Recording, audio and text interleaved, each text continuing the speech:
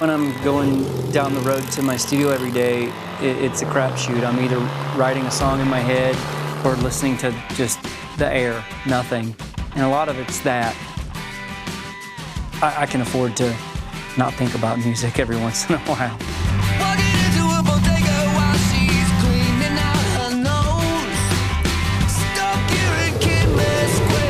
You know, I never said, I'm gonna go out to LA and I'm gonna get out there and schmooze and brown nose and try to get in with everybody and let them and make them think I'm great. Never did that. I think that's what I'm most proud of. Fall apart of me.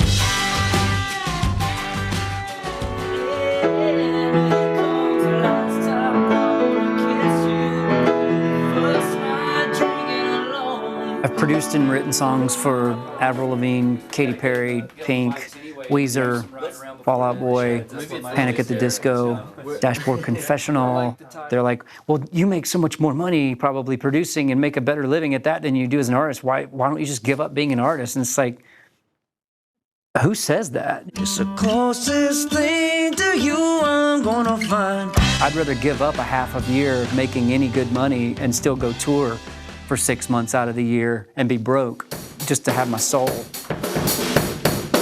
We have a new record coming out. It's called The Spade, and it's Butch Walker and the Black Widows. The Black Widows is a rock and roll band. It's an excuse to turn up all the guitar amps and make a loud, greasy rock and roll record. Hey, Daddy, tell me about the time you had to go to jail for smoking pot and not making concert in a Carolina parking lot.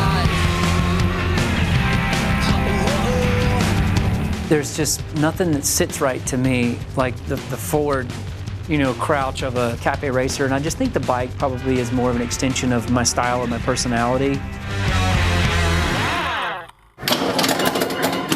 Get in there. Jake, he's the bass player in the Black Widows, and as well, he's my engineer in the studio.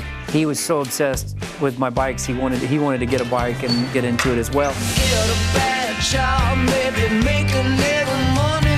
Move out to the ocean where the weather's kinda sunny. Slow it down, baby, stop taking it day to day.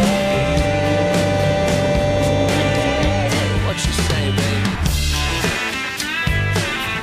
baby? We were at this place in Venice called the Townhouse, and there was just dudes standing on tables and girls dancing everywhere.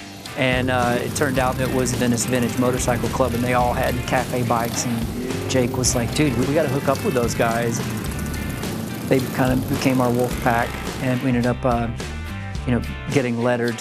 So we have our letters on our jackets and all that. I'm in love, love, love with a girl that's on my voicemail, and I think I can't give up, even though she dialed the wrong guy. I believe in something up above. Every Wednesday, some of the guys from the gang, they'll roll up on their bikes over here at the studio and we'll get kind of loose.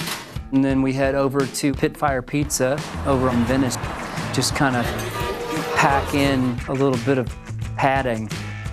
And then we take off from there and pillage the village and then sleep on the floor when we get home. I know, if she met me, it could grow so big from here.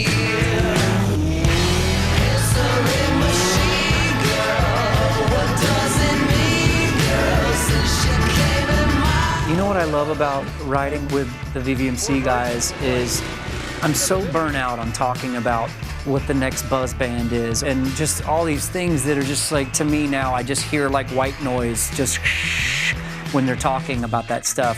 And the good thing about this group of guys that I was really searching for was just people that I didn't know, and that we still kind of don't really know each other, but every Wednesday night we're best friends. It's like, for me, that's all I've ever really wanted, was to have a normal conversation one day a week where it wasn't talking about who's getting signed next. And the guys I bonded with in our biker group, none of these guys give a shit about that. You need that in life. You need to have an escape. And it's not like we're just doing this motorcycle club just to be pretending that we're in a gang. It's actually therapy for everybody.